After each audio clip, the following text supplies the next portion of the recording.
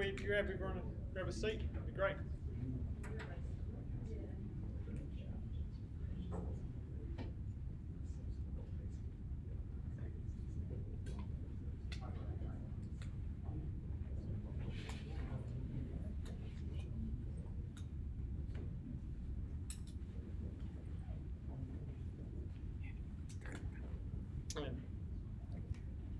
Hello everyone, my name's Chris. I'm on the AWS Aotearoa User Group's committee. Welcome to our July 2020 meetup. It's our first one in person since March, so it's all great to be back. A few little housekeeping things. You need to go to the bathrooms, they're just over there. If there's a fire alarm, please exit orderly out that way. Also, around 5:30 or so, we have pizzas arriving thanks to AWS, which will be out the front, I believe. And please use the hand sanitizer before you go eat. Also, thanks to Penz for providing the venue for today. And we've just got the one presentation today, which is the guys from TradeMe, and I'll just introduce them in a second. Also, if anybody has would like to do speaking here at a future event, just come see me or Scott and wave your hand and stuff. It would be great because we're always looking for speakers. And yeah, I'd just like to introduce Maikel and Alan from TradeMe, and they're going to talk about data engineering on AWS. So over to you guys. So, come over here, like that, hopefully.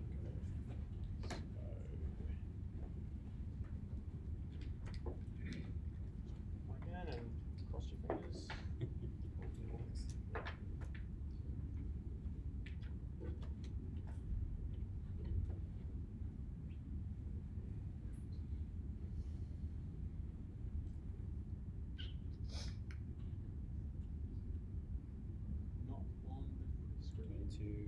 Present what? Present what? Yeah, I don't. A blank screen, so Something's happening. maybe. Yeah, double check yours. Yeah. Okay.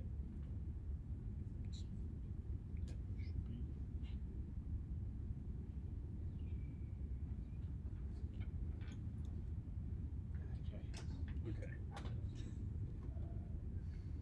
Extend.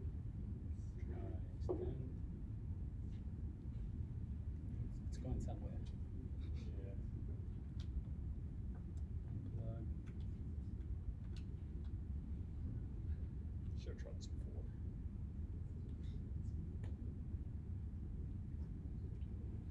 Okay. Okay, not showing up.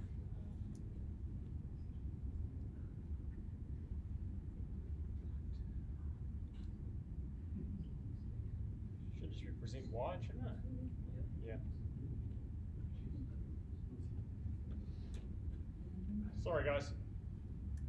This might take a minute Or a year.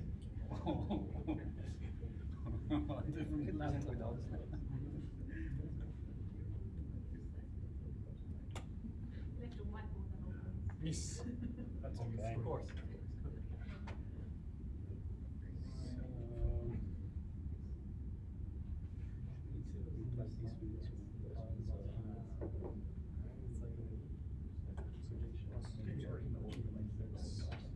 I mean, it depends on yeah, it's going right there, right? So,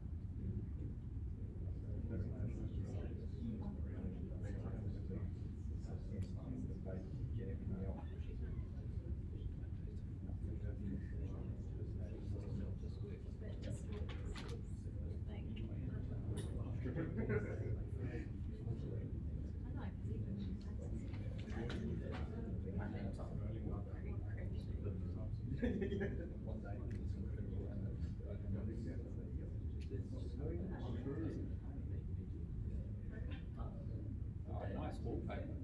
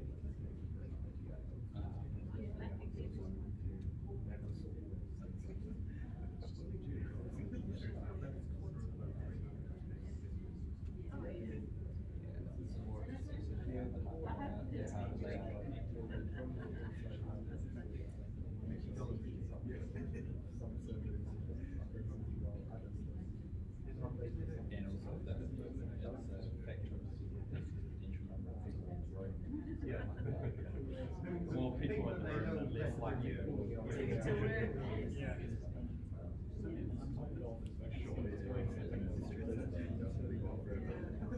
It's a Haere. Someone in the room just before you said I get a chance to sit up there.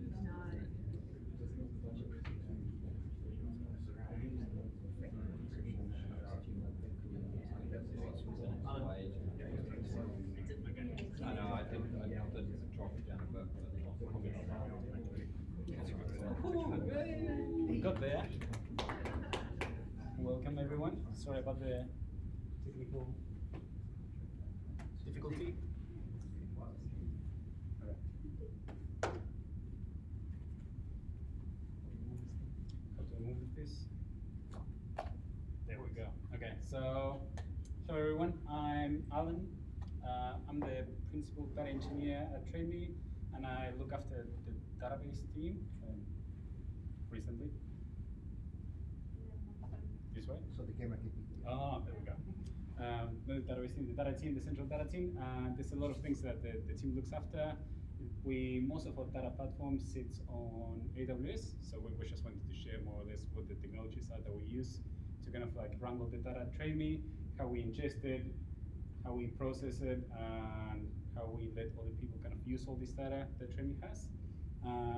There's a few things I'm going to be running through first, because mainly I run kind of the principles that the data engineering team has.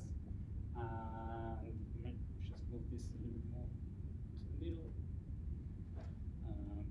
But basically, that's going to be our talk today.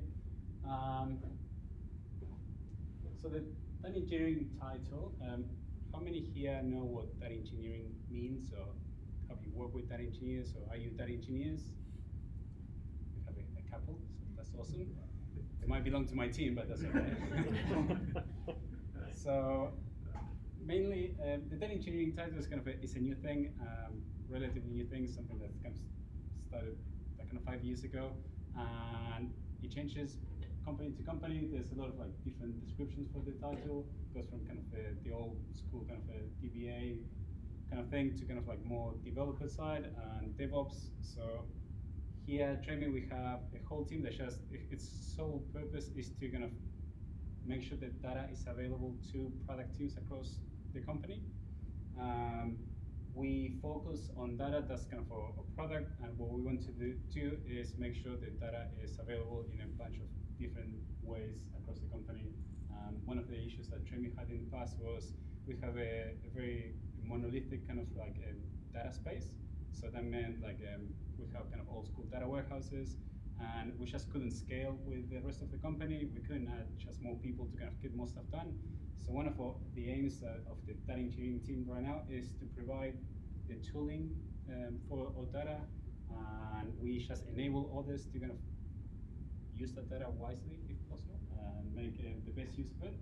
And one of the core principles that we have is to make sure that everything that we do in the cloud and around data is that we kind of bring in kind of DevOps kind of principles into our day-to-day work. And that's kind of a big shift kind of from the usual data person in most companies, where most of the work is kind of BAU and trying to get just small data sets done. That doesn't mean that we still don't do that training. Like part of the data team, we need people to take care of like those small data sets, or just create data warehouses or data marts, and that's more or less what we like the different things that happen within the team.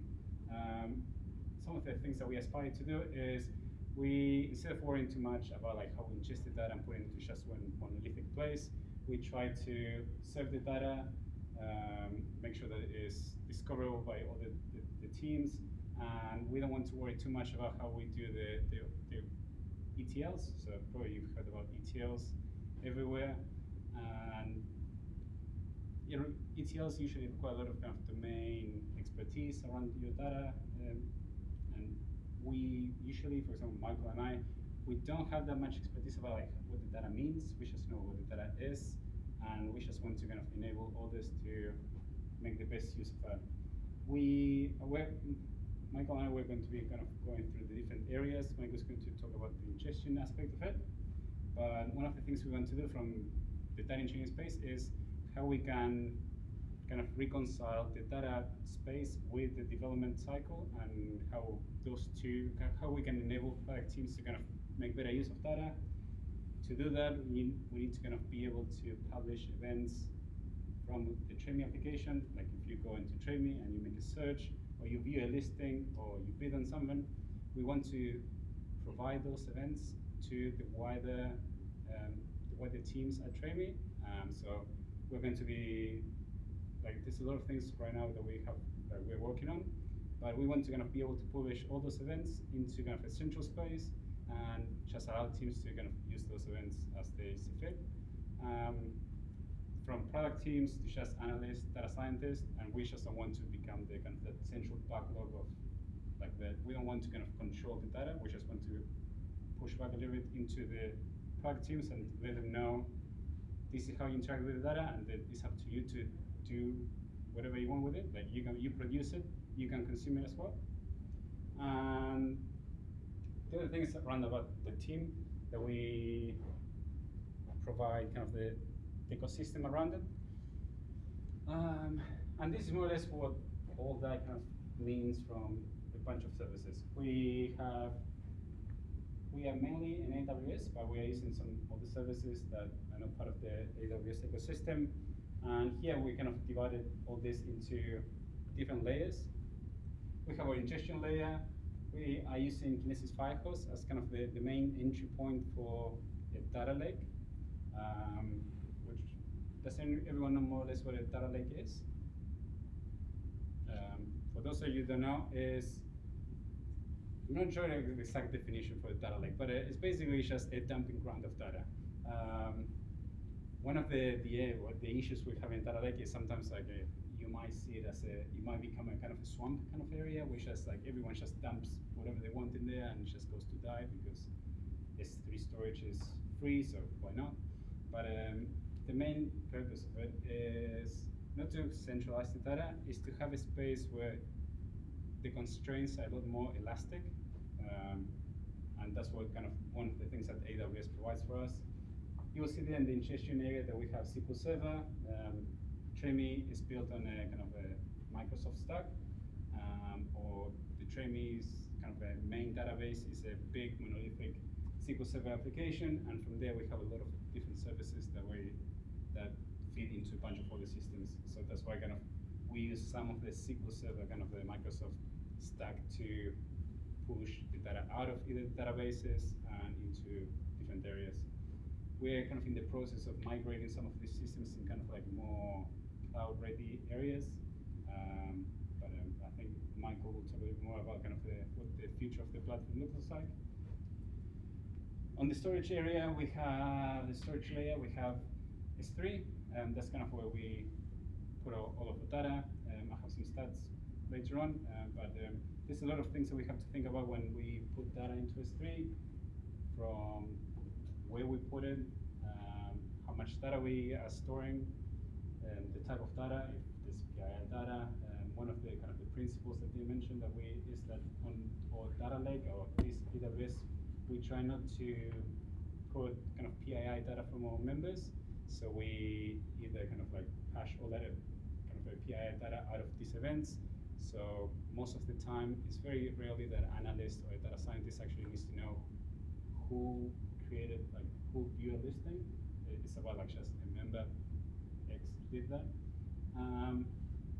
And you will see that on the storage layer we have Snowflake. So Snowflake is kind of a very similar service to Redshift.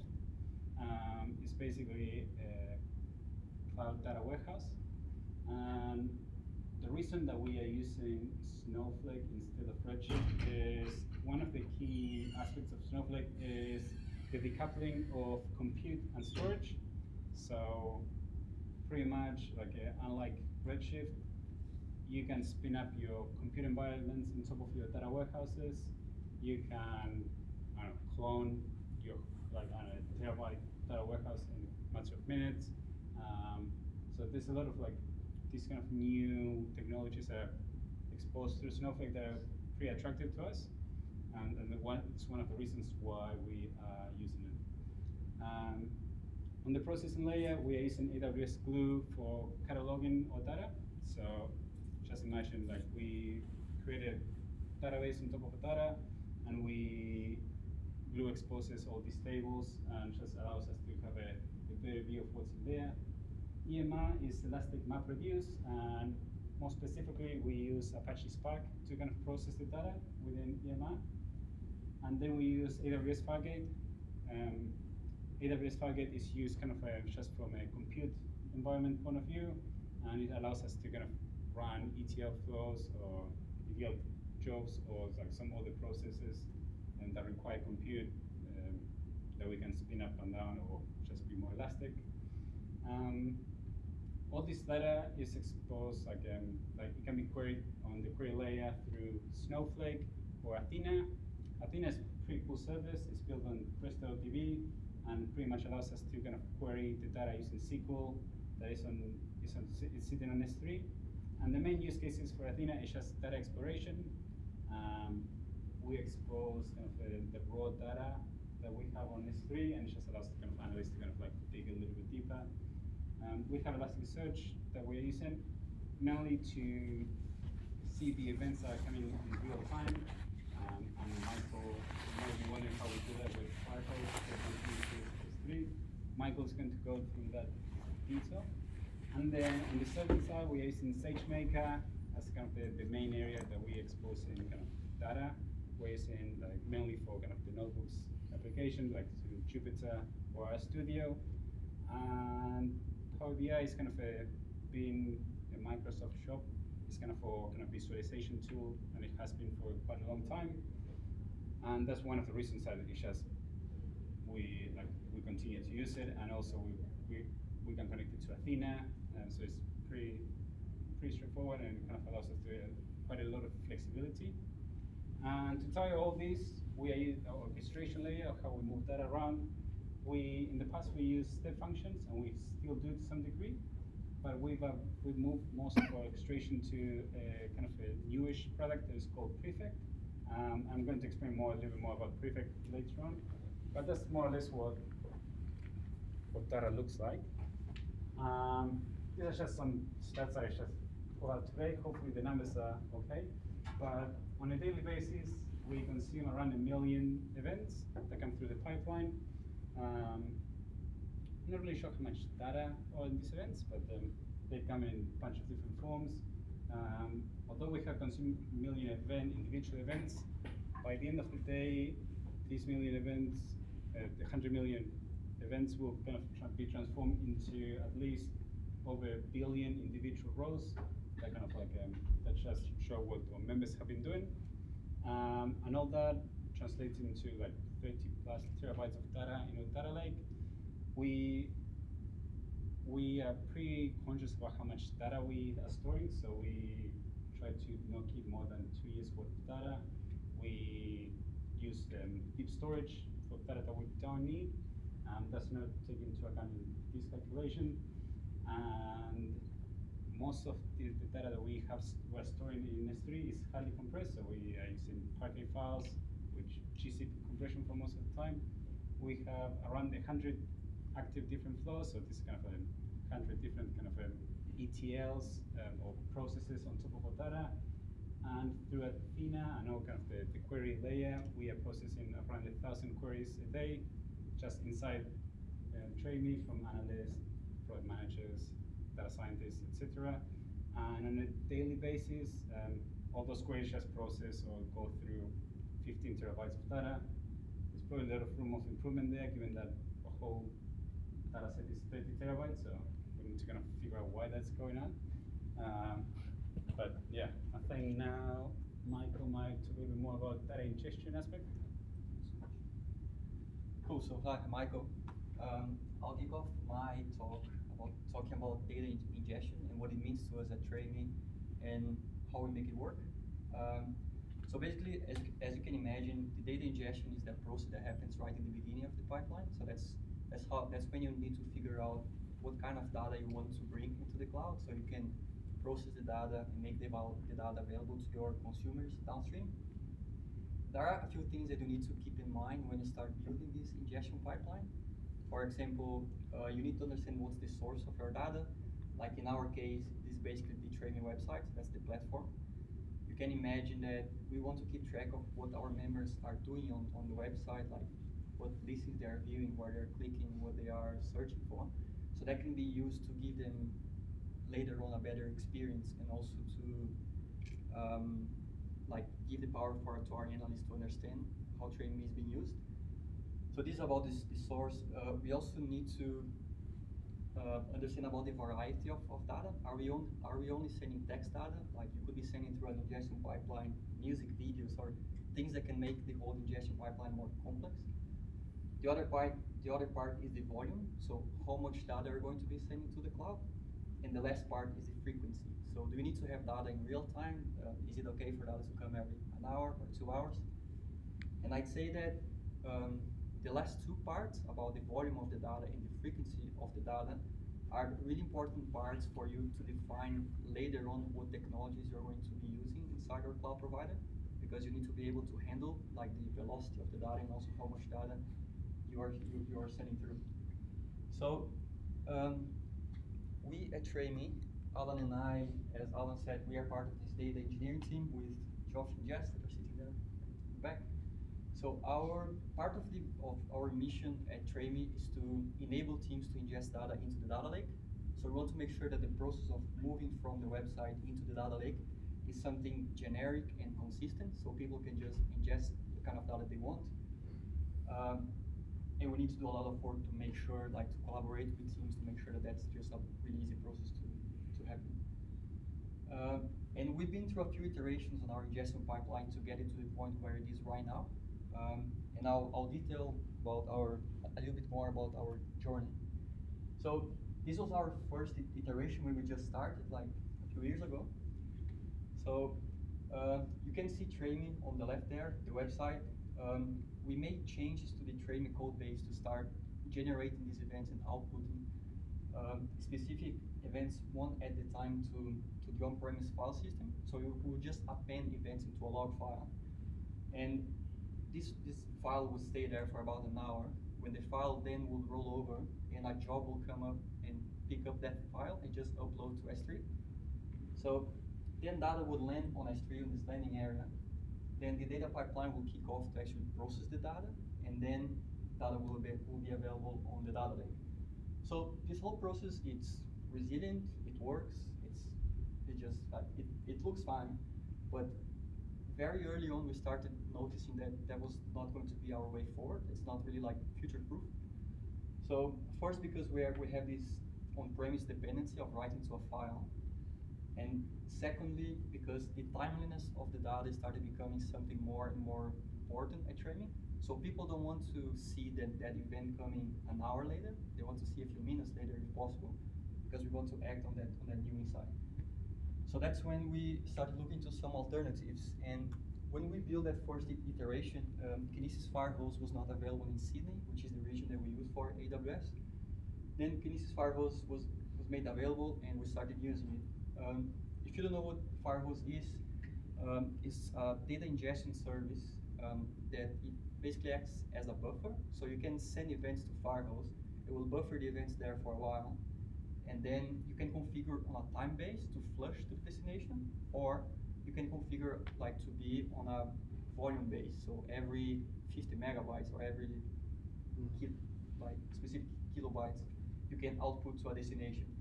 And as you can see, Firehose has one of the destinations is S3, which is exactly what we need to land data on our landing area. So it worked fine for us. And so then we made the move. Hey, quick question: is Kinesis close to Kafka, or is it a completely different service? So yeah, It's similar in principle, Oh, yeah. but it's quite very different. Like I think Kinesis Streams is kind of the closest to the Kafka Okay. equivalent. so you could think of like Kinesis Firehose is mainly to massively ingest data, and it goes from And then- from A to B. Kind of thing. one tool that we looked into like before going to Firehose was FluentD, which was like kind of a log aggregator tool. So yeah, as Alan said, it's more like if you want stream data coming in real time, it will be probably between Kafka and Kinesis Streams as the right technology for that. By the way, if you have any question while I'm talking, just raise your hand, jump. Cool, so that's what our pipeline looks like now. So we have Kinesis Firehose there. We changed again the training code base, this time to, instead of dumping data into a file, to start hitting our Kinesis Firehose endpoint that we have inside our production account. So that made things better for us, because now instead of having to wait for a full hour for the data to start coming through, it was coming every time 10 to 15 minutes, and that's because that's a configuration that we made on our end. And I'm bringing up here now the initial iteration, the first one, and the second one. And the reason why I have this slide here is because we haven't been able to completely get rid of the first one. That's because as soon as we started moving to Firehose, we were quite happy, new service, we can ingest data faster. But at the same time, we noticed that we have data sets with different sizes. So the really big data sets, we were not able to push through Firehose. And that's because of some specific limitations that I'm going to talk about now. So the two limitations were, one about the ingestion limits, so that's about the volume of data. And secondly, was about pricing, because we're working in the cloud, things are cheaper than on premises, but still we want to keep costs under control, so we want to, cost optimization is kind of part of our job. So starting with the ingestion limits, if we look into the Kinesis Firehose page on Amazon, it says that you have this limit of 1,000 records per second or 1 megabyte per second. So you can go over that specific limit, but if you want to do so, you need to request Amazon to an increase on your limit. Like all the services on AWS, they have that hard limit, but you can always request for more. Which means that their expectation is this, but we had to go over, which is fine. But the problem is, we're not sharing exactly the name of our streams or the type of data that we're sending through. Well, let's call them stream A, B, and C. So these are the streams that I have here, and we know the limits up there. Let's say that stream A, this is kind of the average number. Like, let's say we have 50 events per second, and we can get up to 150, which is fine, because 1,000 is the limit. But here on megabytes per second, we can see that we go a little bit over during peak time. So peak time is basically when there's more people using Training and there's more events being generated. So again, at the beginning for stream A, we had to request an increase already. One thing that you cannot do is request an increase only for the throughput or only for the volume. You need to request for both. So we had to request an increase for stream A. For stream B, we had to do the same thing, but at this time, rather than being for the size of the data, it was because of our throughput. We went to 1500, so a little bit over. And then we got to stream C. So stream C, we can see that we went a little bit over on the events per second, but then on the size is where our problem came up. So on size, you can see that on average, we have around like 6 megabytes of data going per second, which is 6 times already the default that Amazon thinks that you're going to be processing. But during peak time, we can get up to like 28 megabytes per second. So that's like 28 times. So while Alan and I will need to have some really hard conversation with our managers to convince them to do that, pretty sure Jeff Bezos will be a happy man because we'll be giving so much money away. So then we started thinking, what can we do to make that happen? So we thought, let's maybe just start splitting our stream C into C1, C2, C3, and maybe that could work. And until we get to stream C28. But then the problem is that Amazon got back to us saying, don't do that, that's an anti-pattern. So for the same type of data, you should be using a stream and you should request an increase in them. So it's basically not their recommendation, and we decided to hold off and not do that with that data. So right now, we're still investigating a way of sending that specific data set through our streaming pipeline.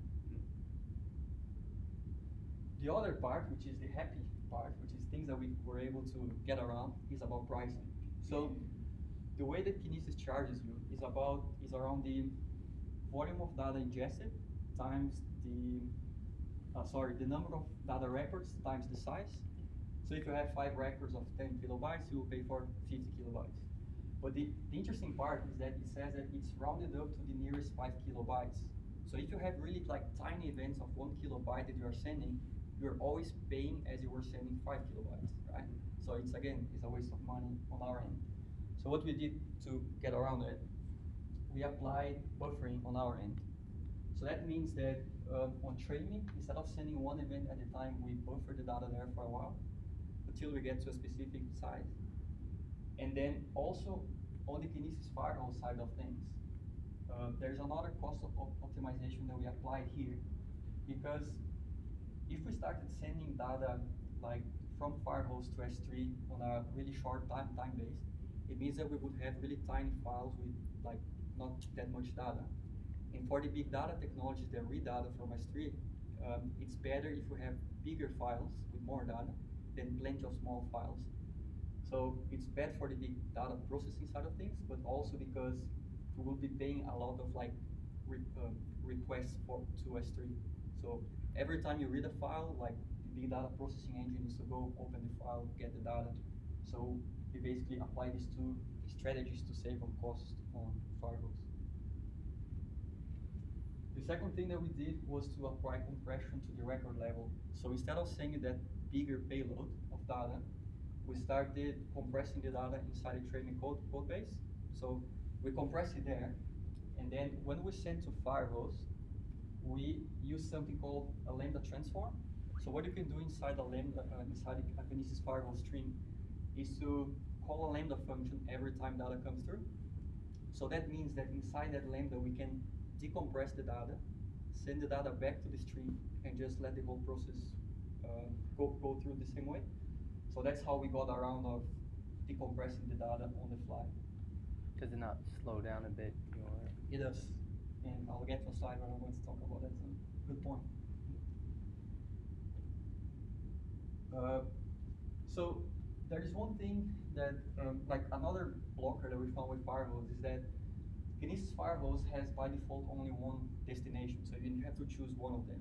But we wanted to be able to send data to multiple destinations at the same time.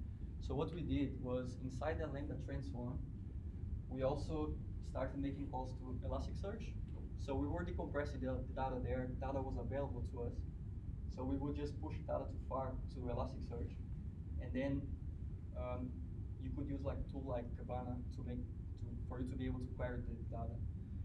this becomes really important to us because if you think about a test environment, for example, if a development team is making change that's going to affect the data pipeline, a tester on the test environment, a test analyst can just go and check if the data is coming through without having to wait for the whole data pipeline to run in test.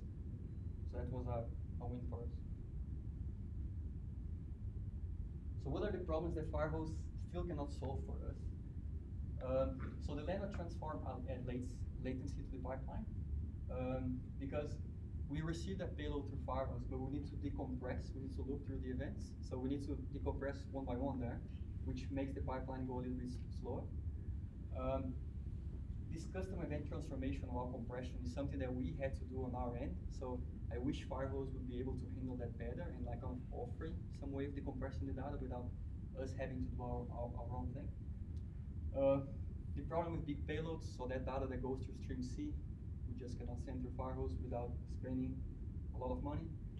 And I'm not sure like if that's my opinion, but like I'm not really a fan of like the monitoring through CloudWatch. Like CloudWatch is great for logging, for troubleshooting logs, but the dashboards I don't really find really nice. So monitoring I find a little bit limited on for that specific service. So what does the future look for us?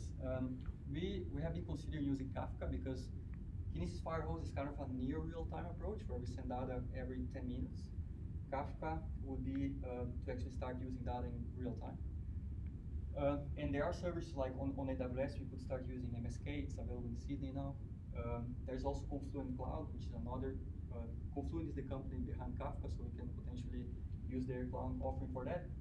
And TradeMe has been, like new projects being developed at TradeMe now, they are starting to be moved into GCP.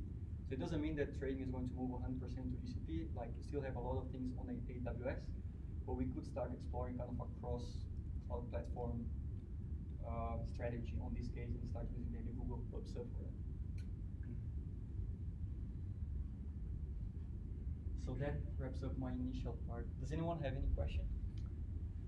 Yeah, do you need all these events essentially live for all the analytics behind it, or couldn't you cut out a bit? So like we haven't completely moved all the events to real time yet because there was no actual need for that. But we know that if we want to like make training better and a more kind of a dynamic experience, we need to start moving some of these events to real time. Okay. So I guess it's going to be kind of event per event based rather than moving everything to real time. I think a lot of the events that we have, we could definitely not have all of them. We could do sampling and we'll get like a good view of what's happening and it will be good enough. But there's a lot of these events, a big chunk of these events are kind of like the events that kind of make break training. So they might be used by other product teams across the company. So they might want kind of a close to 100% kind of like of all the events. But definitely the most chatty events, they probably are the events that we could do sampling, just to kind of like not overwhelm and just be smart about like what we're sending. It's up to the business. They need it all. Yeah. Then you send them the bill. So that's the thing. One of the things is worth kind of mentioning about the ingestion side is one of the reasons that we kind of like stuck with Firehose is we are kind of a small team, and the choices that we made around the services that we use to kind of complement the team in terms of like we could have gone with Kafka from the start. That's something we consider, but then at the end of the day, we want to kind of do that engineering practices. We don't want to maintain a whole platform just for this specific use case. And until kind of like either all the teams kind of see a use or we have a whole team dedicated to maintaining those platforms, it didn't make sense. And platforms like Kinesis Streams, which kind of like are serverless to a degree, at least when we investigated them or for our use case, are quite expensive. So that's one of the reasons why we kind of looking into elsewhere, kind of PubSub or kind of MSK, so we kind of only pay for the compute side of things and not the whole thing. Cool. So I'll now jump into data processing. So data processing, we take data processing in two different ways. One is the data pipeline. So these are the events that come through the pipeline that I just showed you, the whole ingestion from the website. And the second one is the workflow automation. So workflow automation, you can think of like random aggregations or ad hoc jobs that need to run to do some data processing. And we use two different technologies across both of them, but the plan is to move to the one that Alan is going to talk on the second one. So starting with data pipeline. So the data pipeline, you know that there was this whole process until data lands on S3, which is the data ingestion that I just talked about. But what the data pipeline does here in between is we need to make sure that we clean the events. So for example, traffic, like some of the traffic that goes to Trame are actually just bots, not really people doing things. So we want to make sure that we take them out of the data lake to give the right insights to people. We also flatten the data to make that easier to query, and we compress the data to make it small, and we can save on costs. And then finally, data is available on the data lake. So what do we use for data processing? We use EMR. So EMR is a big data service available on AWS, part of the analytics group of services. There is no kind of one setup does everything for EMR. EMR comes with a set of open source tools and projects that you can choose from to use, like Hive, Presto, Spark, for example. There's also master and worker nodes. So you always have a master that overlooks the cluster, makes sure that the cluster is healthy, and also knows about the jobs that are running at the moment. And the worker nodes, as I said, is the ones that do the work for us. So if you want to process more data and you need more power, you would always scale the number of worker nodes. And finally, there's also the data processing frameworks. So maybe worth mentioning the old like MapReduce, like Hadoop MapReduce, which is available there, which is kind of the data processing framework used right in the beginning of the whole data engineering thing. But then Spark is also available, which is way more used and adopted nowadays by different teams. And so what do we use inside EMR? We use Spark. Spark processes, is like a big data processing framework that processes data in memory. So it's quite fast for us. It also has streaming capabilities. So if at some point, which is basically the plan, if we move from this batch operation to real time, we could potentially use Spark on EMR. The other service we use is called Livy. So Livy is an API that communicates with Spark. If you think Spark is just a service, but you need to communicate with that service saying, hey, there's a new file, process the file. And also we need to be listening to the Spark job to make sure that the job finishes, succeeds, fails. So Livy does that midfield between our pipeline and the processing engine. And the other thing that we use, we don't use Glue for data processing, but we use the Glue data catalog to make sure that the events that are coming, the files that are coming to EMR, they respect the schema that we enforce. So we know that the data is coming with the right schema, and that is going to be available fine in the data lake. So these are probably the three mains that are important mentioning here. So the one thing that was missing is the whole orchestration thing. So how do we know that we have a file? How do we tell EMR that there's a file? How do we wait for the job to finish? So that's how we use the step function. So step function is a workflow orchestration service on AWS, which allows you to create workflows. And you can have multiple steps using Lambda functions, for example, they can communicate with each other. What we do in our case, we have, for example, a Lambda that sends the job, another process that waits for the job to finish. If it fails, we just go and send a Slack message. So we have all this orchestration done through the step function. One thing that you will see on Alan's presentation is that we are planning to move away from the step function and actually use prefect for this specific use case. So how do we control costs through EMR? We use spot and on-demand pricing. So you know that so first EMR is not serverless, it will create EC2 instances in there.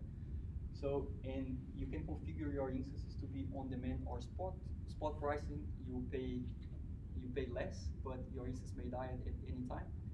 So the master node, which is the one that knows about everything that's going on in the cluster, we want to make sure that we keep that on demand, so that it's guaranteed that the node is going to be there. But our worker nodes, we are fine if we lose one of them. What happens in this case, like Spark is smart enough to retry a job, and at the same time, if Spark fails to retry something, our step function, our pipeline will send the file again to EMR. So we have all this resiliency built to make sure that we don't miss any data. So that's something that goes well on cost optimization for us. The second one is the part that doesn't go so well. So one thing that we thought is we have this cluster there and we are getting files every 10 minutes. But during a whole hour, we have minutes that the cluster is doing nothing because there's just no data, there's no new file, right? The problem is, we thought, so first, our approach was to, instead of having a long running cluster 24/7 there, we could go for a short running cluster and just spins up where there's a new file, process, shuts it down again. But the problem is, EMR takes from 5 to 8 minutes to spin up, so it doesn't really work, right? So this is probably one of the downsides of EMR. Like, it's quite powerful, it offers services in there, but it takes a while to come up and be ready to be used. So the future considerations about the data pipeline, we're going to reevaluate the use of EMR depending what's the strategy for us when we go real time. We may use parse streaming, we may not. And the second part, the orchestration layer replacement, so that's the part that I just said, that step function is very likely to go away and be replaced by prefect, which Alan's gonna introduce you to now. Yeah, so I'm going to talk a little bit about workflow automation. There's a lot of ways of doing workflow automation.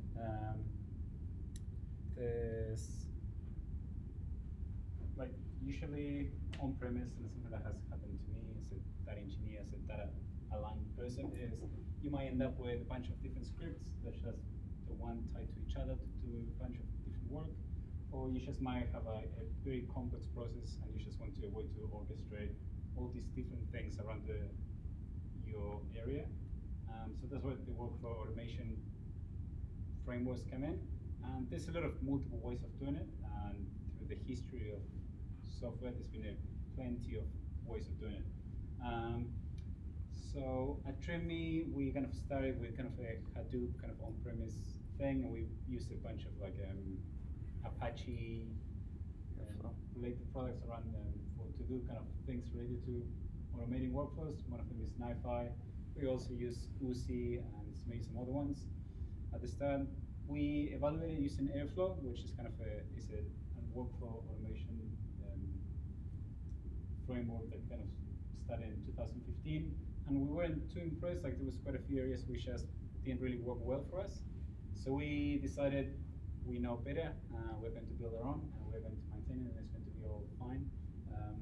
So we, through step functions, lambdas, CloudWatch events, SNS, SQS, and lots of other services, we kind of made it work.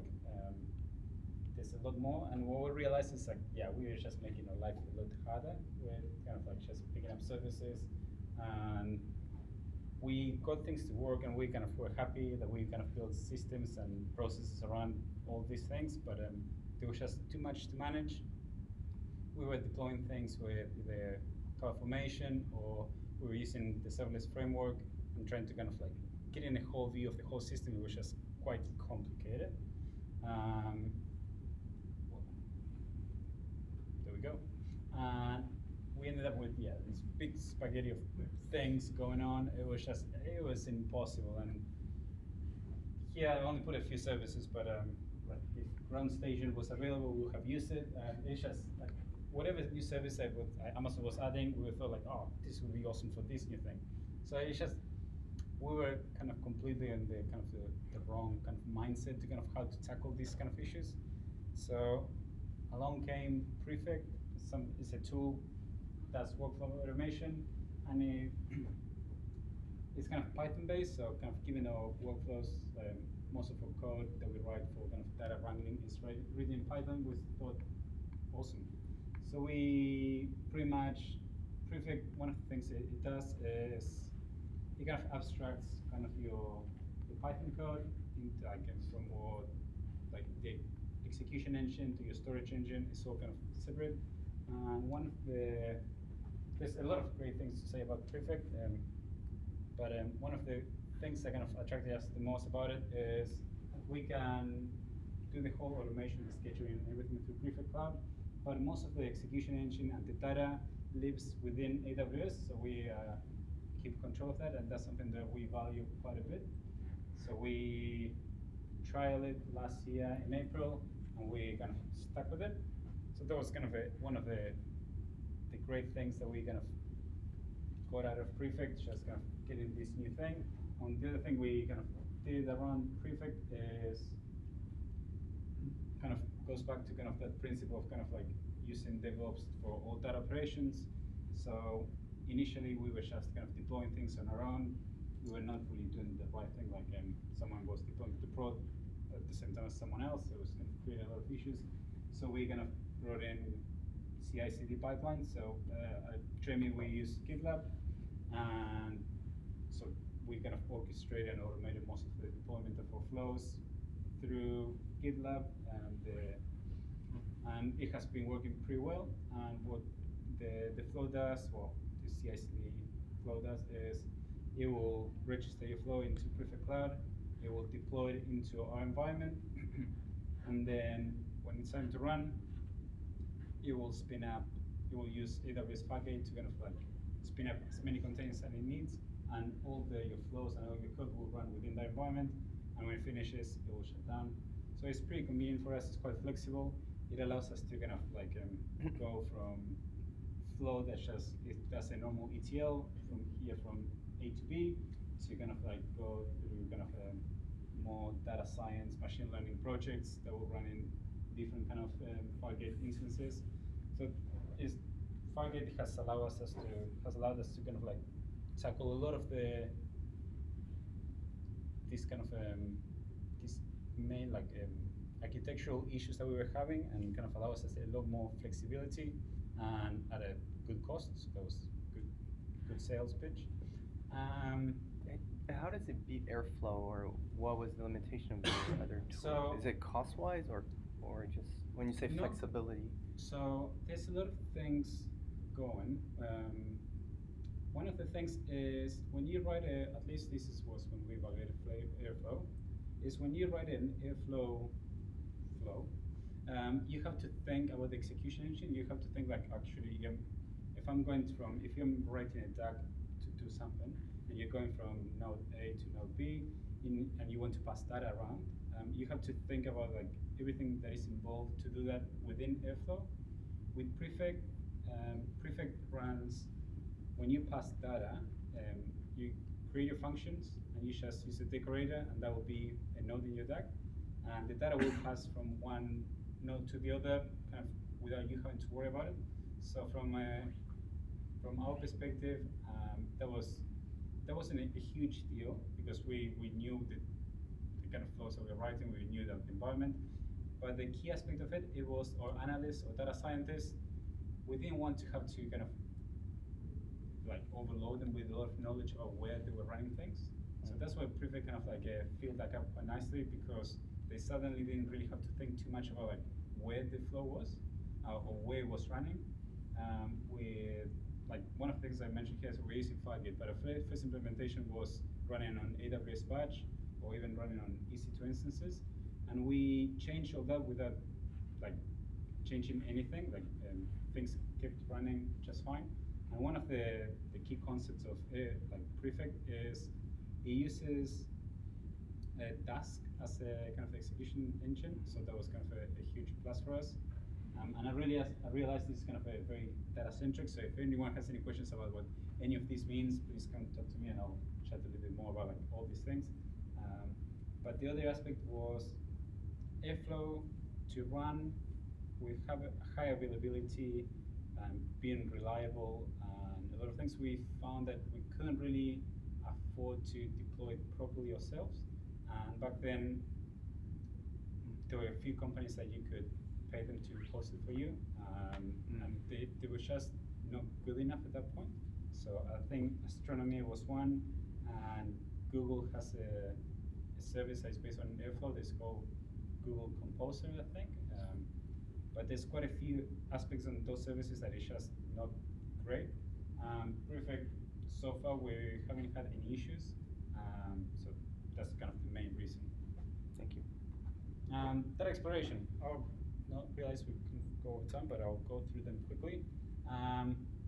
Something I've talked to, who are your users? Athena is great. It's flexible. It allows you to write SQL on top of your data, any files. You don't have to even connect it to multiple things.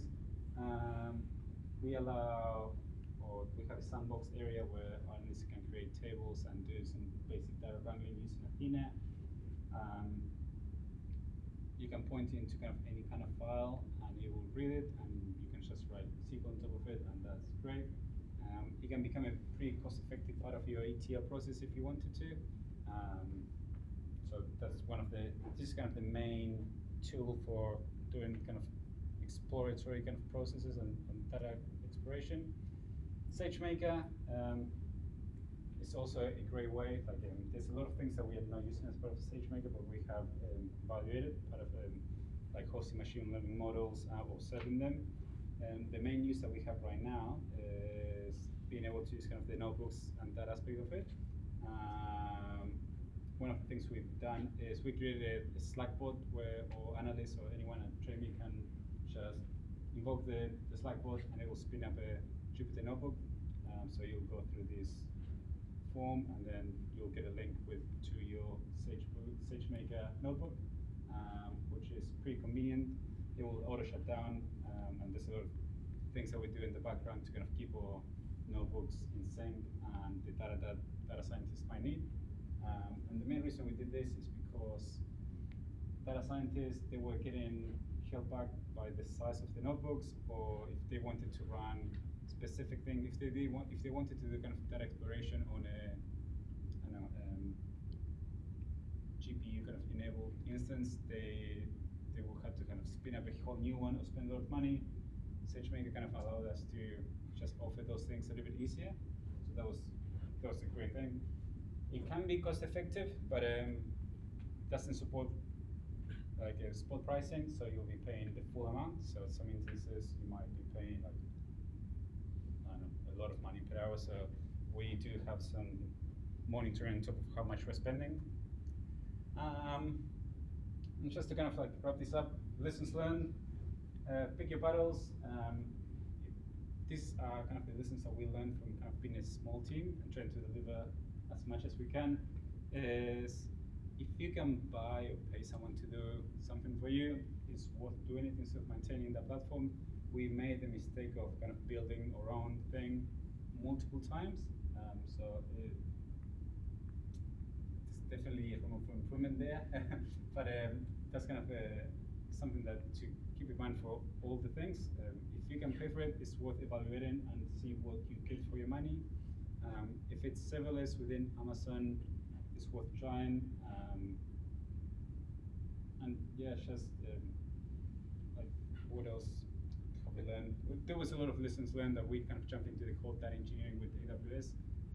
Automation was a big part of it. I guess like one thing that's really important is that we wanted to make sure like all the consumers of our data, they didn't have to rely on their own laptops to run whatever they want to do. That's why we worked to offer the SageMaker platform, like an easy way to get into SageMaker. We worked to also offer this execution environment for the workflows. So the idea is that you can do everything in the cloud. And I think it works well, especially for kind of for a mid-sized company like Tremi. If you have a really small company, it may not be a problem, but for Tremi with people all over the place doing things with data, it's actually, I think we are providing a good product for like centralizing that and just offering the platform for people to go nuts with that. Yeah, the other lesson learned from kind of a data team perspective is been offering self-service kind of products was a huge win. It allows us to kind of not have to focus on a kind of a BAU, kind of a increasing backlog, but just delivering kind of a cohesive product around data. So that was kind of one of the main things. And that's us. So Maikel has a few Medium blog posts that you can check, and he goes into kind of detail about how we run Prefect and some kind of experiences with Snowflake. So have a look; it's pretty good. And yeah, that's it. Unfortunately, Maikel is leaving us, so he's going to move into Auckland. So now we'll be hiring. So if anyone's interested, or come have a chat with me. Yeah, that's us. Any questions or anything? Every day you are processing huge volumes of data. how you are securing the data, while the data in transit and data at rest? So there's multiple sides of it. In terms of security, we use kind of Megaport for kind of a link to AWS, so we don't have to send that data through the internet. We try not to send PII data, and depending on the data that we're sending, we might be encrypting that data on transit and on S3 with specific keys, and so only specific processes or different areas within our AWS account have access to those specific data sets. We try not to have anything that might be a liability for Chemi within our cloud environment if we really don't have to, because most of the products that we're offering is just about understanding of members and for people to kind of like build those projects around what the members need. And very rarely someone will need actually like specific details about those members. So we usually just try to be as conscious as possible as what kind of data that we're sending. Does that answer your question? Yeah. Also, like our EMR cluster is inside private subnets, so we make sure that it doesn't. Yeah, like most of our services, none of our services are exposed through into a public subnet, not on purpose at least. That's pretty much. Yeah, we try to do the best we can. We have a security team at Tremi that will go over what we're doing or just the overarching like aspect of it. The accounts are kind of controlled from an organizational level, so to kind of make changes that will kind of have an effect on the security of a platform will have to be overseen by multiple people. So that's kind of another layer of governance around security, but we just try to apply security in every aspect of the process. Any other questions? Thank you very much.